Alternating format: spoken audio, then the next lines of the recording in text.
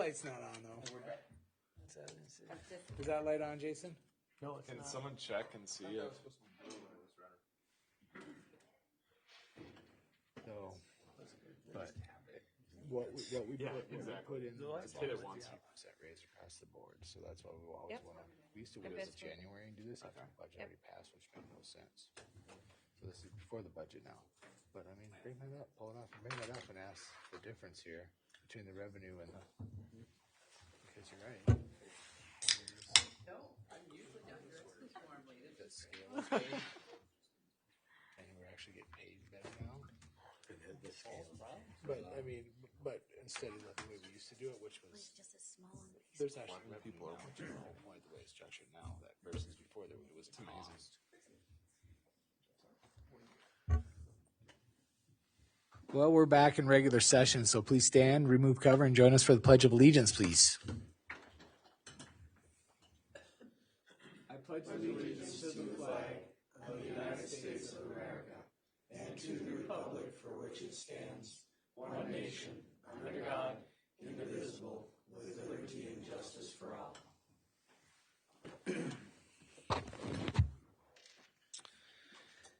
Included in the packet is a handful of reports, informational reports, some of them approved and some of them unapproved, but from different commissions and meetings. Also included is August key performance indicators. That's something we've wanted to include on the website and bring to the public's to the forefront here at council meetings. But it has some good information of the operations of the city. You can compare it month to month, and it's just to help with transparency and explain what we're doing as an organization. Item 6 is announcements and praise. I'm going to take a moment and pray if you want to join me. Heavenly Father, Sovereign Lord, we come before you humble. We come before you knowing that your plan will play out, and we know how it all ends. We appreciate the opportunity to meet as this group and to come to you in prayer. We know that every day is a blessing. In Jesus' name we pray. Amen. Other announcements and praise. I did not make the notes this morning, but included coming up in the meeting, we do have the gravel grinder coming up next week. We also have Fall Festival this week. Like I said, those are included in the packet on information. I think on the Fall Festival, the information that's included in the packet does not include the Friday part of the passports that start, I believe, at 2 p.m. on Friday. I do have a proclamation that's not included, but I did want to read it because it is going on as we speak. It's Adult Education and Family Literacy Week. Whereas the need for a highly literate citizenry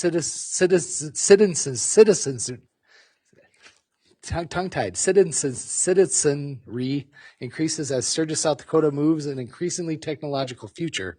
And whereas more than 40% of 40,000 of South Dakota adults do not have a high school diploma or equivalency, limiting their earning potential and ability to become strong members of the workforce. And whereas the Career Learning Center of the Black Hills enrolls an average of 300 adult education students a year, and whereas a parental education attainment is the greatest predictor of a children's educational success, whereas the Career Learning Center of the Black Hills works with the community partners, news media, education, and training institutes, Black Hills businesses, and the general public in inviting the residents of Sturgis to join in highlighting the economic and social importance of adult education and family literacy. Now, therefore, I, Mark Carstensen, the mayor of the city of Sturgis, do hereby proclaim September 19th through 25th, 2021 as Adult Education and Family Literacy Week. I do believe we have a bunch more coming up here that I'm working with Joyce on, so we'll keep these coming and we'll get them printed in the packet too when we get the future ones coming. Other announcements and praise. Trying to think what was discussed this morning. Did we miss anything, Daniel, that we talked about? Council have anything to add for announcements and praise?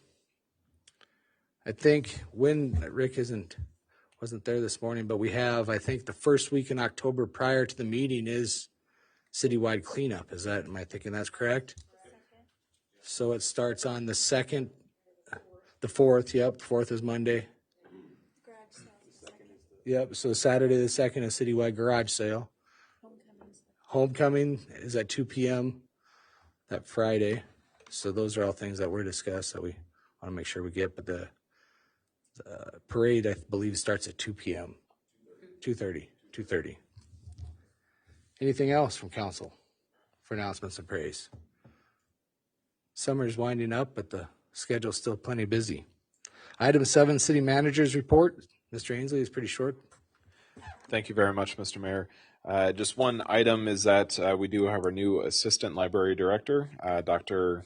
Christopher Hahn, that is beginning actually today with us. And then also just to remind everyone that the Homecoming Parade on October 1st, there will be a few temporary street closures in order to accommodate that parade. It will be starting at the fairgrounds and then working its way over to Junction and then down Main Street. And so from 2:30 until probably about 3:30, if you're going down Junction and Ballpark and Main and some of those areas, there will be some additional traffic and delays as we celebrate homecoming. Bring Any your questions? candy in your car to throw out. Yes. Join them. First or the second? Friday's the second. It's on. It's on Friday. It's on Yeah. Friday. First, yep, Friday the 1st. October 4th is Monday. Yep, you're right. Friday's the Yep. first. Yep, you're right. Sorry. Yeah. And that's it. Thanks, Daniel. Item 8 is consent calendar. We have A through D. We've got minutes and a few resolutions there. Does council wish to remove any of those items and discuss them individually? I'd like to remove item B, please. We have a request for item B. Is there any other requests for council for removal and discussion? How about anybody in the public? Any additions to remove and discuss A, C, or D? Move to approve with the exception of B. We have a first by Jason. Second. We have a second by Becca for A, C, and D. All those in favor of the motion, please indicate by stating yes. Yes. Opposed to no. Please note unanimous favor because of the minutes. Subset B is removed and up for discussion. Mr. Forster, I'll turn it over to you. I'm looking to find a little information on the rate increase, 3%. From what I was able to gather just a little bit ago, that we've been just kind of rubber stamping 3% for a while. If we could pull up our KPI for the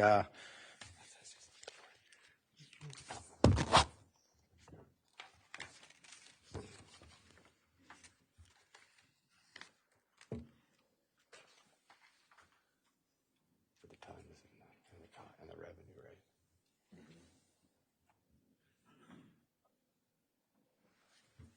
right? I think specifically the bar graph that has the revenue on it, along with the costs. it's just before the wastewater. Here we go. Here's the garbage. Yeah, Which so that- utility you're looking for? So look at the segment just above that. I guess my question would be is looking at July of 21 compared to 20, we hauled, more garbage.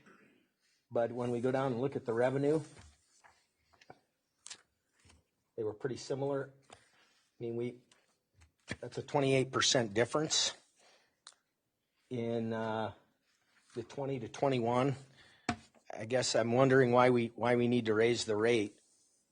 Sure. So back in January, I believe, of this year, or it might have been December of last year, the city council did reduce the average, or not the average, but the monthly minimums for water and wastewater, as well as the surcharges for those two utilities, and actually reduced it by almost $20. Then a portion of that increase went into our sanitation because our sanitation fund had been running a significant deficit for quite some time. And what happens if you look at one of our largest cost drivers of our sanitation fund, it's the tipping fees at Belle Fourche. And Belle Fourche have been increasing at 5% a year for almost 10 years, as far as I know. And we are never increasing our rates at that point. In addition to it, it's the cost of the garbage trucks themselves and those additional fees. And then in addition, one of the revenue streams that used to be fairly significant was the additional revenue that we received from the recycled commodities, so glass and plastic, things like that. Anymore, we actually get no revenue from any of those. And so that revenue has disappeared. And so all of those costs together have been increasing far higher than what our revenue increases have been. So there's been a deficit. Some of that was addressed, which is why there's such a significant difference in the revenue that was collected in 2021. But if you look at, for example, water build, you can see that in January is actually a reduction. January of 21 compared to January of 2020. That would go the same for the surcharges as well as for wastewater, and that's because the council went through and reduced those utilities because of the increase in the number of growth, the increased number of accounts. We're able to actually reduce those. In addition, over the last 5 years, it's not been a uniform 3% across the board. There have been several years that we've not increased water. And other years when we did increase it, it would be at 2%. So it would be really based off of what the overall costs were for that year. And the long-term cost to the community, with the costs increasing every year consistently at Belfouche, the way that it plays out, it's a constant subsidy is needed because it costs more than what we collect is what it comes down to. Mm-hmm. And we did run a deficit for multiple years, and then we recently purchased a new sanitation truck that $300,000 or something, but that we planned for that. But still, the whole point is that the bar graph, as it shows a 28.5% increase, that money was basically moved, is what you're saying. Correct. To make sure that does not run in a deficit. Mm-hmm. And that's why it reflects that way. Other discussions? I believe the resolution was not included in the original packet that went out last week. So if somebody in the public has not seen it yet. There are copies. Yeah, I was going to say, I bet there's hard copies somewhere, but electronically it did make it, but it did not make the Friday cut when it went out. So, Bonnie, what do you have, ma'am? I'd like to ask about the garbage. You said we used to have revenue. Would you please use the microphone?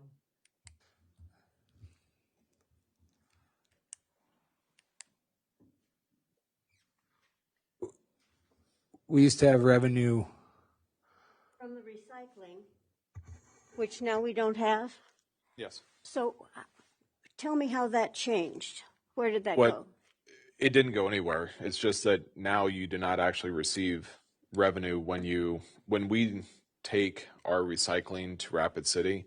Years ago, we actually received money for those tons. Now we don't receive anything.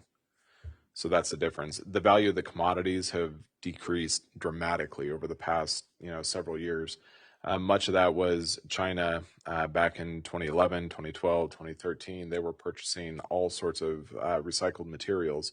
That has really, really decreased. And so the only recyclable that we actually receive anything for is the aluminum cans. But there used to be a line item.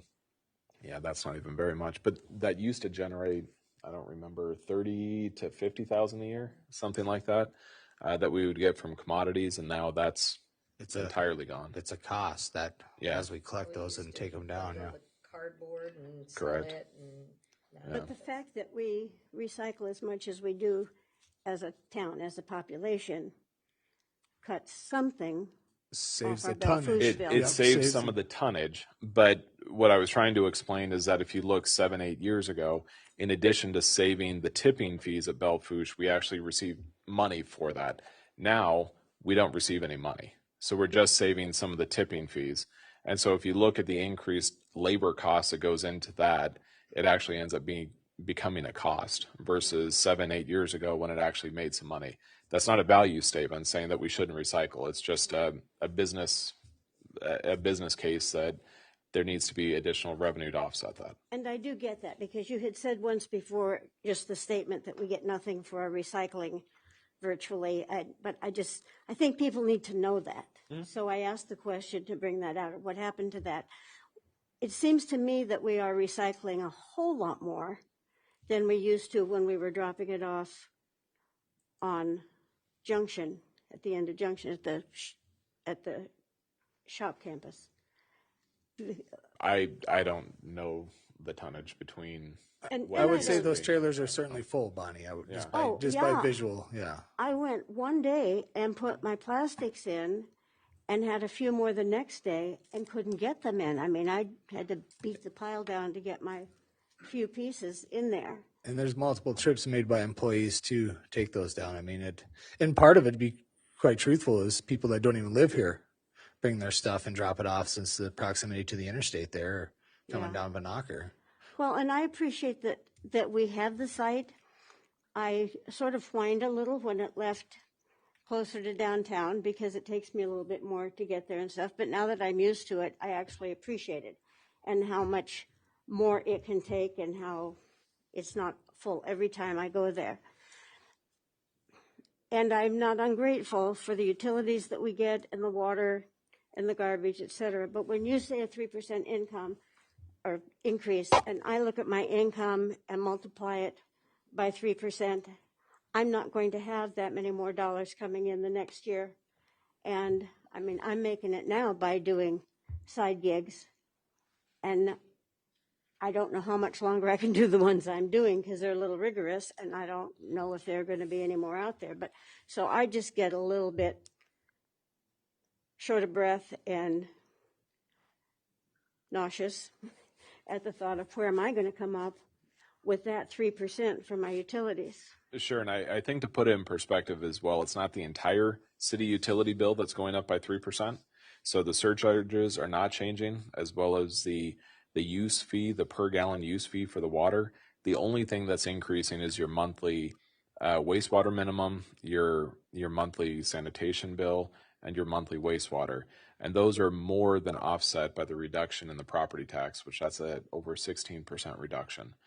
And so In the In the big picture, you should be saving a few dollars from the city side. when you say reduction on the property tax, is that on the that's the city mill levy. That's the only portion Mill of your levy. tax that the city council controls. that you have any control over? But Yeah, I mean, it's starting to all kind of move in, and I'm starting to get some tiny little details focused, and it's panicking me. And I think it's important that we get the word out to our community, that it is important that we're recycling, that we're doing what we can about each and every footprint, and that there are counterbalances. And if we can get a whole bunch more stuff in the recycling that doesn't go to Belfouche, that helps us. People don't understand. And I talk to my neighbors. When I see trees and grass clippings go in there, I'm saying you cannot do that because it costs too much to send that kind of stuff to Belfouche when we've got our own dump that can take that. And every year when we do our utility rate survey, every single year we are the most affordable for sanitation compared to any of the municipalities, compared to the private haulers. Most of the private haulers were almost a third of what they are. In addition to that, we have the spring cleanup as well as the fall cleanup that we'll do for free that we haven't seen any other community that does that. So those are all added costs. I wondered why the mattresses were showing up in the alleys, and I was thinking, they're coming soon, Bonnie. Don't they know? It didn't occur to me that we had cleanup coming already. And I know that, Dan, because you and I have talked about things, and I do my homework on the meetings, and that's why I'm living here and not someplace else. But I think it's important to ask the questions. I think it's important to say the answers out loud so that people who aren't sitting here come to understand that we all have a role to play in keeping that stuff down, and we can keep our taxes down if we can help you keep those other charges down. And I just don't think people get it. And I think there needs to be some real publicity on what we can get rid of at the recycling center and how important it is not to fill those dumpsters up with heavy wet grass. People just don't understand. And then I understand there are the people who don't have anything to haul it in as well. I don't expect, somebody to put it in their nice new car. But if they'll put it beside, I take care of my alley. And I think other people do theirs. If somebody's cutting, I say, I'm going to the dump next week. Why don't you leave those and I'll take them. Don't put them in the dumpster. But I think there's a big casual education piece that we really need to work on more. with our population. Well, you That keep we- up the good work in your neighborhood, and But my neighborhood isn't, my alley's not very long. I think it's also important to note that in years past, and I'm talking close to a decade now in the past, this resolution of the upcoming year's utility rates was passed in January of that year. The budget for that year was passed by October by state law the previous year. So it was out of sync, and this is done because of when the budget process has occurred, and these are the numbers that have occurred through the budget process. Right. And to help balance this, there is a 16% decrease in the city's mill levy. So can't promise a decrease in your overall tax bill for Meade County and Meade 46-1, but the city, we're working hard, and because of different revenue streams, there's a return to our investment, to our community as an investment to the people who are living here and own property. So. And I've learned that because I didn't know that when I first started coming to meetings. I didn't know any of that. There's a lot of education you guys did with me and Shirley. But there are a whole lot of people on the street who are criticizing and damning the city for what it does when they don't understand which dots connect and which ones sink the ship. And so that's why I keep coming, and that's why I ask the questions when I have the opportunity to make sense out of something. And I do appreciate what you're doing. Appreciate it, Bonnie. Because I switch sides. You can probably tell when I switch sides, but there's some things that I finally got it. Yep. I finally understand the supplemental budget thing, which I thought for a long time was smoke and mirrors. But I get it now. Any other discussion on subset B of the consent calendar? Resolution for utility rates for 2022, public or council. Is there a motion? Motion to approve subset B. We have a first by Dean, Second. second by Jason. Any last discussion? All those in favor of the motion, please indicate by stating yes. Yes. Opposed, a no. That motion carries. Next item is approval of the claims. Relatively regular, if 6 digits is regular for things, but any questions, comments, concerns on the claims presented in the packet? This was a big claims for end of year. Any questions on them though, Mike, or Nothing that I could, nothing? nothing I could find. But it's just amazing that we're doing a $2 and $3 million supplement this time of year. Any other discussion on the claims for this meeting? Public or council? I move to approve the claims. Got a first by Dave, second by Becca. All those in favor of the motion, please indicate by stating yes. Yes. Opposed to no. Please note unanimous favor for a roll call. Item 10 is public hearings. 2021-43 is a resolution. This is for a street closure for the upcoming fall festival. Jerry's got a staff report for us. Thank you, Mr. Cole. Thank you, Mayor, City Council. The Fall Festival starts off on Friday with passports and getting the passport stamped to get a mug. And then on Saturday, the Chamber of Commerce in the city jointly, mostly the Chamber of Commerce, we appreciate their help, comes in, sets up games and fun for the kids. Maze again this year, but we're asking for a street closure to do that from Maine to Lozelle on Harley-Davidson Way, and from Harley-Davidson Way to the First Interstate drive-through. Just pretty much the same setup as Music on Main that we have in the summer, but the fun and games, and then there'll be bands, those type of things. The festival on Saturday starts at 2 and runs till 7. So hopefully everybody can get down and enjoy themselves. Any questions for Jerry from council?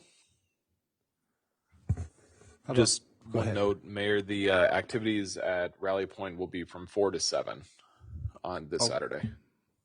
4 to 7. Sorry about that. Yep. Any other discussion on this request for open container and street closure? Was that 47, was that the festival? Is that what you said? At Rally Point, yep, on Saturday. Is there a motion? Motion to approve. We got a first by Kevin to approve. Second. We got a second by Dean. Any last discussion? Public or council? All those in favor of the motion, please indicate by stating yes. Yes. Opposed to no. That motion carries. Subset B is for the next weekend. So, Mr. Cole, back to you, sir. Yes, sir. The Criterium and the Gravel Grinder, October 2nd and 3rd, Saturday and Sunday. For the Criterium, we would like to close down downtown pretty much from Main to 1st to 3rd, 3rd Street from Main to Sherman, Sherman from 3rd Street to 1st Street, Harley-Davidson Way from Sherman to Lozelle, and 1st Street from Sherman Street to Lozelle. There is a map in there of the routes, the bicycle routes that we're doing. We'd also like an open container lifted. The next day is the gravel grinder, and we're asking for Harley-Davidson Way from Lozelle to Main Street to be closed and the open container to be lifted as well.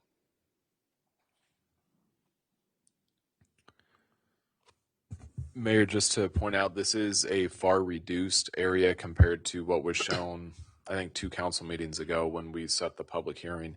At that point, it was including some closures of Junction, but after hearing from businesses as well as some council members and some residents and public safety and others, we did go through and reset the course so that it was a smaller course and not as impactful. Appreciate that input. Other discussion concerning this request, public or council?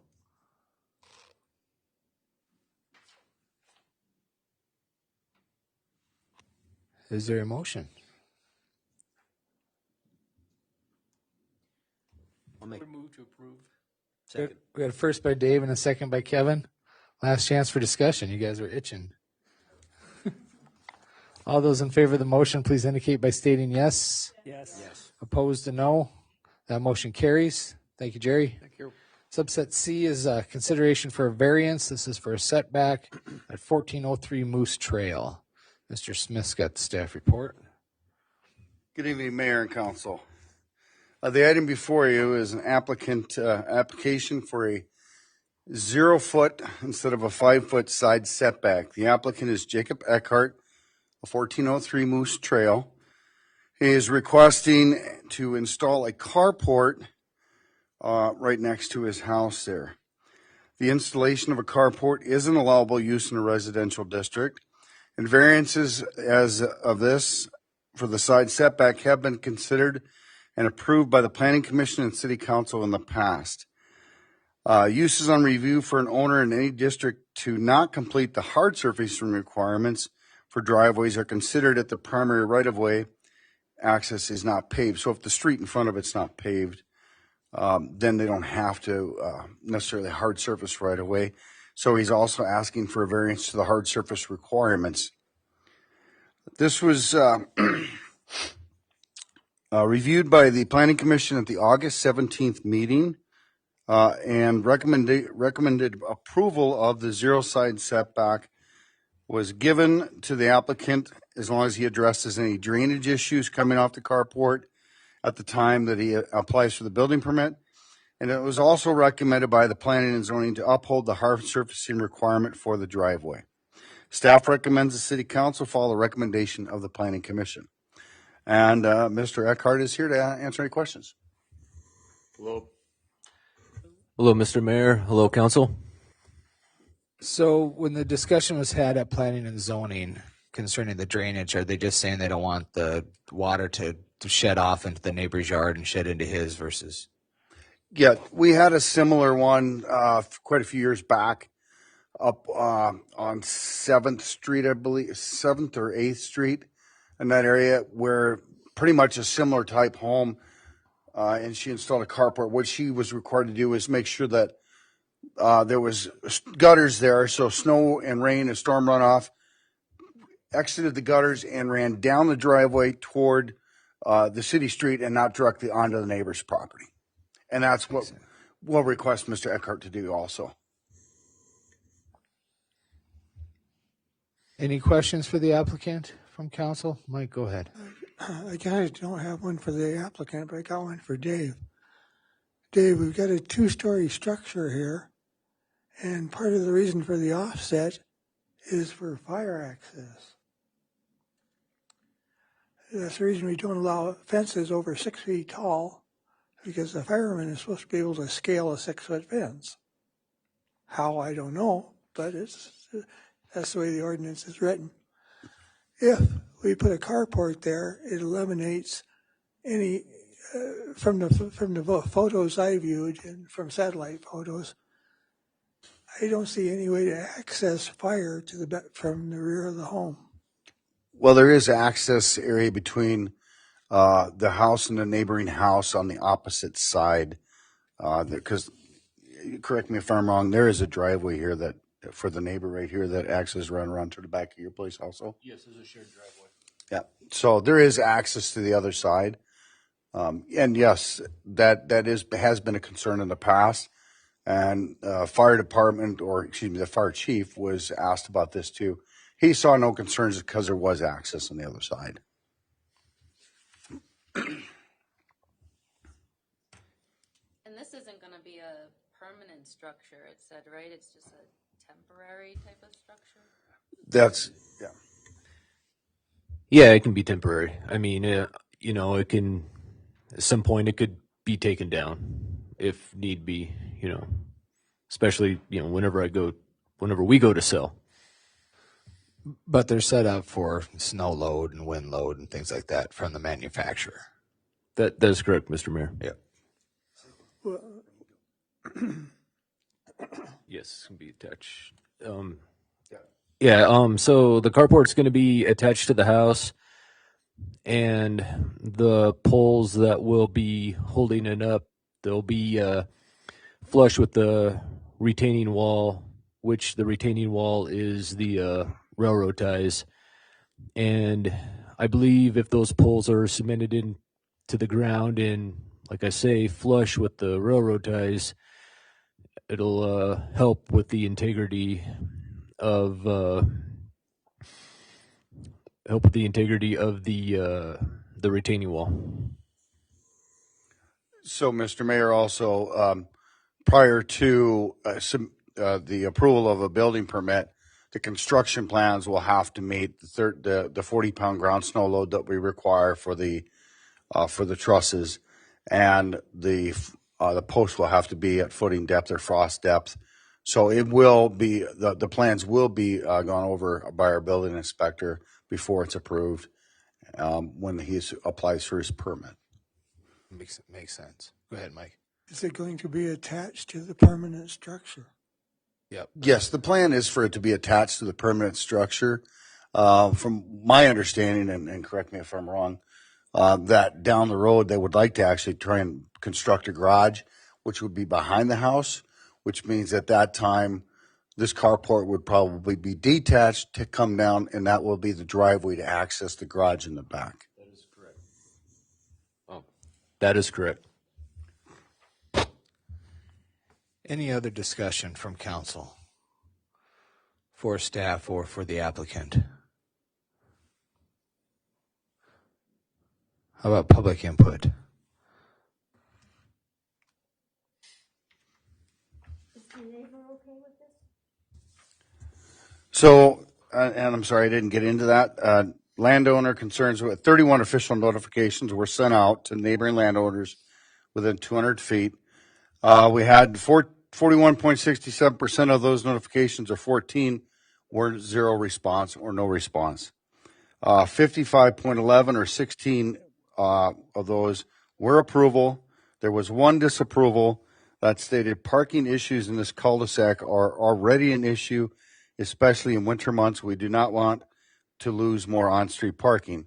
Well, this will give them more off-street parking, not on-street parking, but that was included in your report, and I'm sorry I didn't bring that up right away. I would move to approve. We got a first by Dave to approve the variance. Second. We have a second by Becca. Any last discussion or questions? I do have a question. Are we following the recommendation Yeah, of the Planning and Zoning Commission?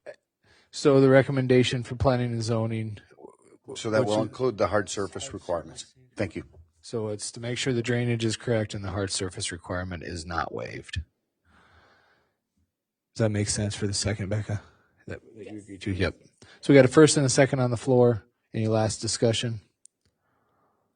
Just a satisfying question. Yep. It has to be hard surface from the sidewalk through the carport, correct? That is correct. The ordinance states anywhere that the vehicles travel or are parked must be hard surface, defined as asphalt or concrete. Got a first and a second on the floor. All those in favor of the motion, please indicate by stating yes. Yes. Opposed, a no. That motion carries. Variance is approved. I have a question. You bet. So when it comes to putting in hard surface, especially concrete, I'm worried that, for one, I think it'll be very costly. And two, I think that it will compromise the integrity, of where that retaining wall's at because of the added weight with concrete and a vehicle.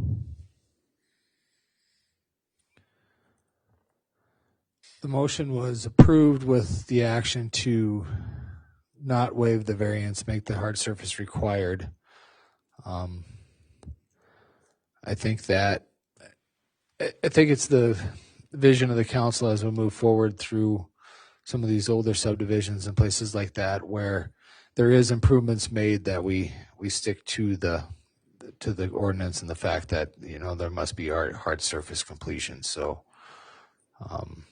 with the first and the second and then the approval, I believe that the requirement's still there. So go ahead and move forward with the information that's presented tonight and see what you come up with. And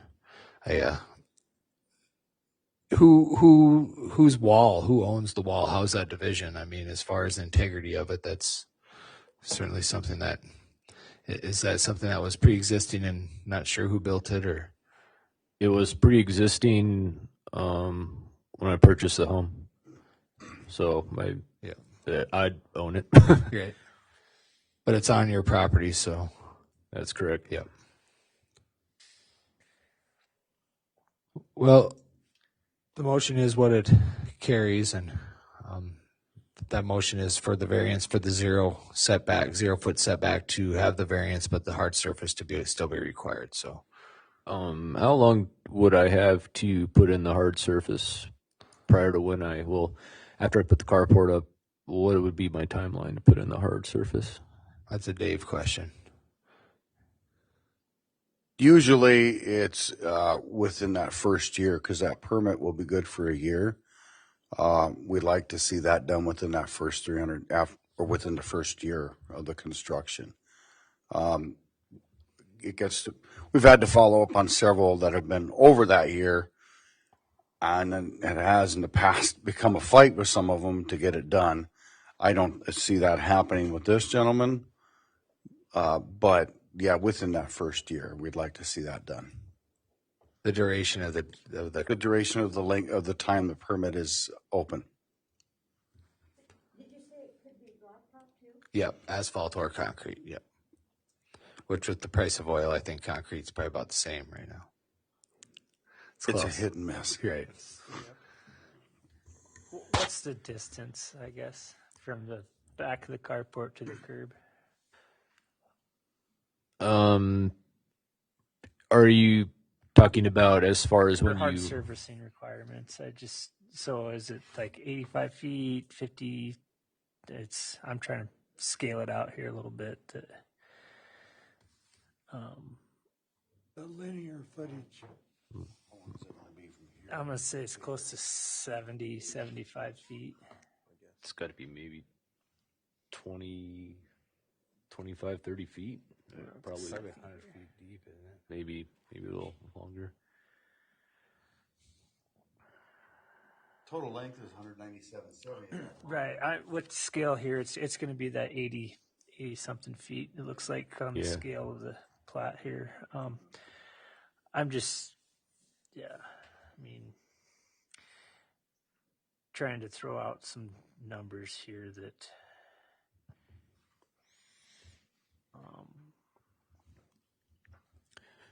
So there's so I wouldn't be able to just put the concrete in where the carport's going to be. I have to do the whole entire Where it enters the right of way. where there's a right of way. Yeah. The way the ordinance is written. It's a lot of concrete. And yeah, at 10 foot wide, $7 a yard. If that's somebody putting it in and everything, you're talking at 80 feet, $5,600. I mean, that's roughly what you're going to be looking at. Okay. Faye knows her concrete. I heard your number. Dave, in our ordinance, there's no exceptions for, help me with the term, a driveway that percolates, a hard surfacing method that lets water permeate it. I know those are becoming popular in some places to help with drainage issues and whatnot. Ordinance, the only time that there's an exception to the hard surfacing requirement, and this was placed in a couple councils ago, is that my office can give what's called a use on review to the hard surfacing requirement if it fronts up to like an alley or an unpaved public right of way, which we only have a couple of those left in town where we've run into, okay, because of the cost. But as far as that's concerned, the only time, I mean, if he didn't build the carport, we have allowed them to improve that gravel driveway. In this case, that driveway was asphalt millings put in by the previous owner, just so they could have off-street parking for their camper and things. I remember when that went in. We have nothing in the ordinance that allows that even as a secondary driveway or anything like that at this time. That'd be something you guys would have to look at, maybe adding or changing down the road. But right now, because it fronts a hard surfaced public right of way, the ordinance says when you do an improvement like this, a garage or carport, it has to be hard surfaced. And full width. Yep. Yes. Now, if he wanted to do 2 strips like paves, like sidewalks, and had nice mowed grass between it and stuff, we've allowed that before because where the vehicle drove, it's hard surface. But underneath the carport would have to be complete. Yeah, thank you for clarifying that. Yep. And there's no alley. No, this isn't a cul-de-sac.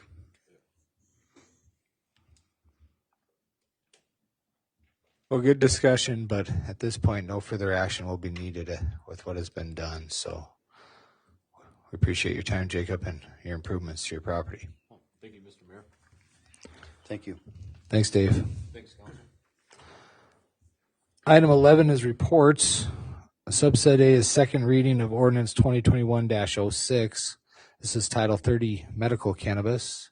Mr. Marshall and Mr. Ainsley have stated this morning that there are no changes from first reading. So any council discussion, questions, comments, concerns? This is first attempt at second reading, but we did have 2 first readings in the past and didn't make some significant changes as far as numbers and things like that. I do have one question that I want to make sure I've been answering correctly is the actual application cost or the actual cost of the licenses are only there once somebody applies, receives, and is granted it. It's not just to be part of the lottery. And I think the language is quite clear in there, but I just wanted to bring that up in the public. Go ahead, Daniel. The applicant would need to pay at the point or at the time of the application For an but then application fee of. for application fee. of $7,500. But then if there's 5 applicants and only 2 licenses, the 3 that would not receive it would end up having their funds rebated back to them. Correct. Or refunded back to them. Thank you for that. Any further discussion on the second reading, council or public?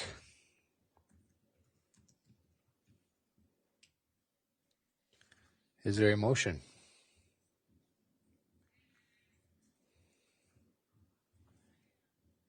Move to approve. We have a first by Jason. Second. We have a second by Becca. Any last discussion? This is an ordinance, so we'll just go ahead and roll call. Jason, we'll start with you. Yes. Dean? Yes. Becca? Yes. I'm yes. Kevin? Yes. Angela? Abstain. Dave? Yes. And Mike? Yes. Ordinance passes. Once it's posted after 20 days after being in the public notices, that it'll go into effect. So we won't have to change it for a good 2.5 months or so once the state legislature takes a look at it. Subset B under reports is second reading of ordinance 2021-08. This is supplemental ordinance for the 2021 budget. This does have a slight modification, but I'll turn it over to you, Mr. Ainsley. Thank you very much, Mr. Mayor. Just in essence, to limit the amount of time, at least that I'm talking, unless there's any questions from the council, I won't go over what was in the supplemental as of the first reading. The second reading, the only change is that under the sponsorship department, there's an increase of $180,000. Just so that everyone is aware, that does not mean that there was $180,000 of additional costs. That is actually for the Sampson's Corner property, which for individuals to know, the city actually prepaid 4 years worth of lease payments on that back, I think, about 2 years ago. We prepaid it because that was a negotiated reduction in the total cost to the property owner. So if we prepaid it, we actually were able to reduce the total cost by, I think, about 10%.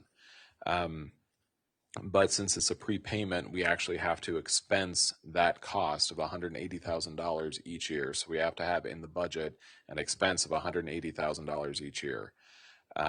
Again, it's not that we actually anticipate spending that money, and we don't spend that money because that was already spent, but you have to show it on the budget as an expense. Now, in the past, we've included that $180,000 expense under the mayor and council budget. The reason why is we don't want it to be shown on a department as though there's $180,000 to spend there, when frankly it's just an accounting way to show that expense that has already been paid for. Our auditors this year, when they were auditing our 2020 budget, they did note that that expense actually has to be in the sponsorship budget. It cannot be in the mayor and council budget, even though that's what was done in 2019. And so with that comment from the auditors, we just wanted to clean it up and make it correct. So it's $180,000 expense in the sponsorship budget, and it will not be in the mayor and council. Other than that, it's the same as what it was 2 weeks ago. Any questions from council for Daniel? Last meeting's report was, well, it was specific too, so those questions are there. Last chance for questions, comments, concerns on second reading of 2021-08. Is there a motion? We got a first by Dean. Second by Becca. Any last discussion? We'll go ahead and roll call this ordinance also. Mike? Yes. Dave? Yes. Angela? Yes. Kevin? Yes. I'm yes. Becca? Yes. Dean? Yes. And Jason? Yes. That ordinance passes. Again, it must be published in the public notices and then goes into effect 20 days later. Subset C under reports is to approve Resolution 45. This is an amendment to TIF number 18 and to a loan agreement. This has been I wouldn't say exciting, but a event-filled process over the years, and hopefully we're to the end and can get this development done. So, Mr. Ainsley, I'll turn it back over to you. Thank you very much, Mr. Mayor. I am asking for 2 separate actions by the City Council. The first would be to approve the amendment to TIF number 18. and all the associated documents. And then the second would be to approve an economic development loan agreement with the same LLC so that the project would be able to begin. The TIF amendment has been reviewed during a public hearing by the Planning and Zoning Commission, and the Planning and Zoning Commission did unanimously recommend approval of that amendment.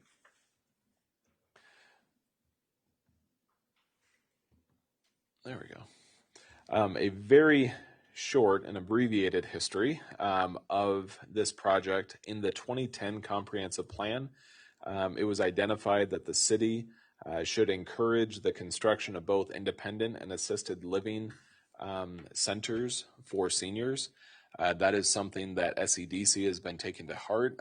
That was something that they were trying to do before the comprehensive plan was done.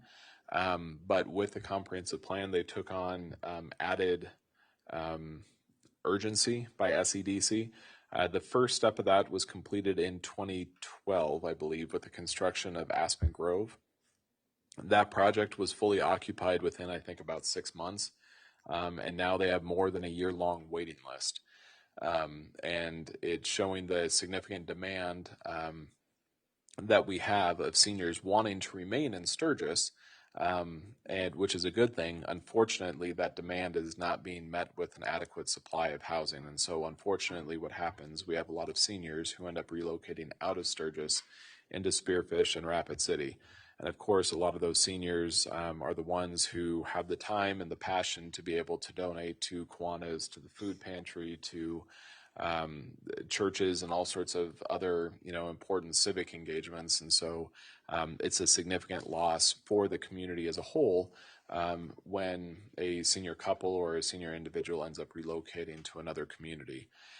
The city, as well as SEDC, was very heavily involved in the construction of Aspen Grove. I think there was 9 or 10 different funding sources to get that project completed, and that was a significant mission of SEDC for years to get that completed. But again, once that was completed, it was fully occupied, and it really highlighted the need for the next phase, which is the independent senior living facility. That was identified in the 2014 housing study as something that is in great need within Sturgis, and then it was recertified in 2019 during that housing study as something that needed to be done. The city, in order to try to get that this project done, adopted TIF 14 in 2018. Unfortunately, it took a little while to get the project fully put together, to identify an operator, to get the operator of the senior facility to be able to have a lease that would work with the owner of the property and the developer. Because of the amount of time that was involved in that, and of course, I think the council is well aware that TIFs can only last 20 years. It actually ended up taking about 18 months to get to a point that the project was starting to come together. So at that point, it made sense to dissolve TIF number 14. So that was dissolved in 2020, and then a few months later, we adopted and approved TIF number 18. And so that was for the same project, but it allowed the 20 years to kind of start anew in 2020. The project, or the actual TIF boundaries, extend beyond just the parcel of land where it's going to be constructed. So when you look on here, the project is going to be built at the corner of Dolan Creek as well as Moose Drive. The reason why there's additional properties that are identified within the TIF, those are all properties that are going to receive an additional benefit from the TIF funds. And so all the proceeds of the TIF, anytime any of the proceeds from the TIF are used on a public improvement, that public improvement has to be located within the TIF district. And so that means that if we are going to be making road improvement projects or stormwater improvements or anything like that, those areas need to be included within the TIF. That's why this boundary is slightly larger than just the one parcel. The project, though, is a 3-story building. It's 50 units. On the ground floor, it would be assisted senior living. On the second and third, it would be independent senior living.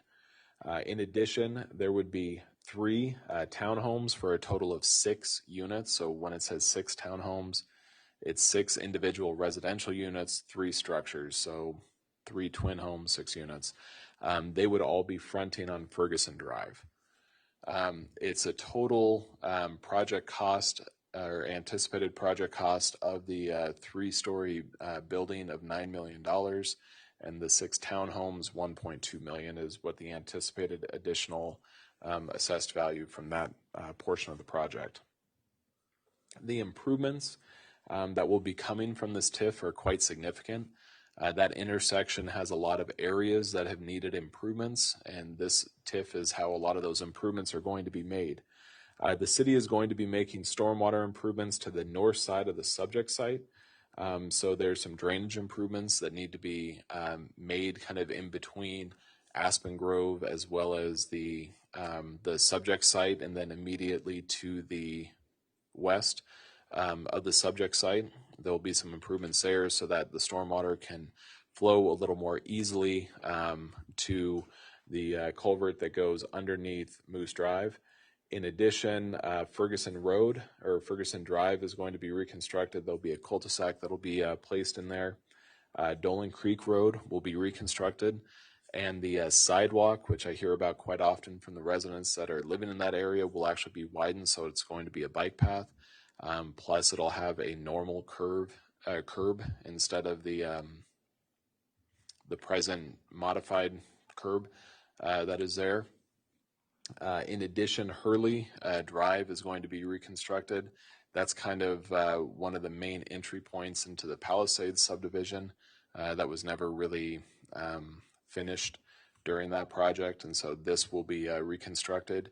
In addition, there's going to be a spur into the Palisades subdivision of the bicycle path, and so that'll be going along the Hurley Drive area so that residents of the Palisades subdivision will be able to enter into the regional bike path that we have through that area.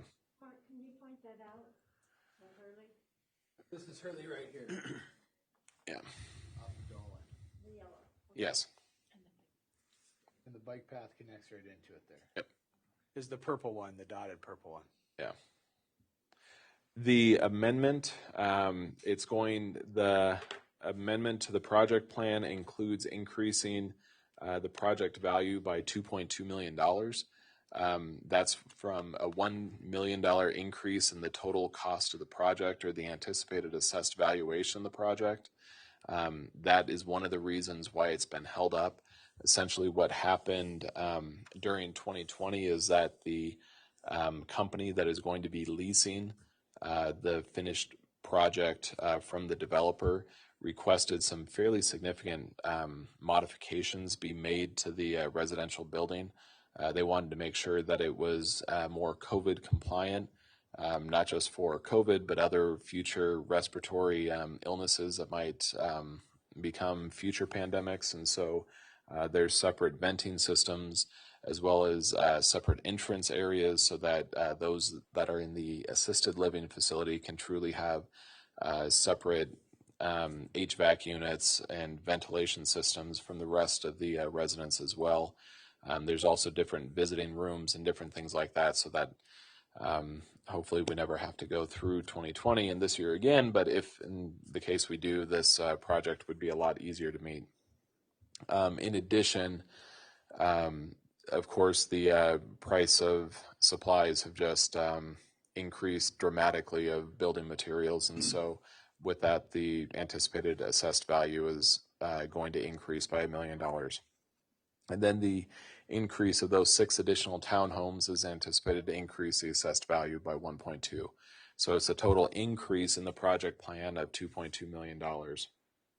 It increases the reimbursement for infrastructure, and so a portion of the project plan provides $650,000 before. It was $400,000. With this amendment, it becomes $650,000. That's a reimbursement to the developer for the costs of making the improvements to Dolan Creek, as well as Moose and Ferguson. So those areas are going to be, again, reconstructed. The TIF provides some of the financing for that, not all of it. The developer's still paying for some, but this, as in essence, pays the community share of that.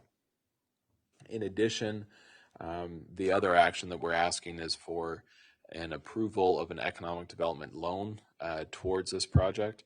That would be $400,000. It would be a 36-month term. It would be at 2% interest, and then it would be fully payable at the conclusion of the 36-month term. By then, it's anticipated that the project would be fully leased, and it would be a lot easier for the owner to be able to get more traditional financing or be able to, in turn, sell it to the operator lessee. Are there any questions? Any discussion from council or questions for staff? I'm assuming the loan is secured by the property itself. Correct. Yes. By the property itself and the personal guarantee of one of the developers. Thank you. Any other discussion? This has been, I think, for people like Paul Bisson, about a 30-year project when it comes down to it. So it's wonderful it's getting near the end, and hopefully we'll see ground being broken real soon. Other discussion, comments, questions, concerns? We do need two motions, two separate actions on this. The first one would be to approve the amendment to TIF 18. Is there a motion on that? So moved. Got a first by Becca, second by Dean. Any last discussion on the amendment to the TIF? All those in favor of the motion, please indicate by stating yes. Yes. Opposed, a no. That motion carries unanimously. The second action is for the loan agreement, which Daniel stated there at the very end of the presentation. Questions, comments, concerns on that request? Public or council? Are we loaning our own funds? Yes, the city has a separate loan fund, an economic development loan fund. I think the current equity in that's about $1.2 million. So we would be using those funds towards this project, which I think we have 10 outstanding loans in that fund, approximately 10s. Here in just about a week. Yeah, and one of them is going to be fully paid off here. So we'd use some of those funds as well as other cash that we have in the bank to make the loan. Any other questions, comments, concerns? Move to approve the loan. We got a first by Mike to approve the loan. Second. Second by Kevin. All those in favor of the motion, please indicate by stating yes. Yes. Opposed to no. That motion carries. Exciting news when it comes down. Get through that. Item 12 is other matters that come before the council. Portion where non-action items can be brought up briefly and discussed at a public meeting. I think it's worth here. We've received some correspondence from a resident on Dudley Street. I think it's worth discussing that here in the near future. Theoretically, the first meeting in October, there will be a discussion and a ordinance schedule that some of the discussion and ordinances that we've had over the recent past that will be brought up, but it'll have the schedule of there'll be a discussion point at a public hearing and then first and second reading. Noise ordinance is one of those items that are on that schedule, so we'll continue to move forward with that and have a tentative plan laid out in front of us as we move forward at the next meeting. Council have anything for other matters? How about anybody in the public tonight? Other matters before the council? Bonnie, go ahead, Amanda. She's moving. She's moving fast.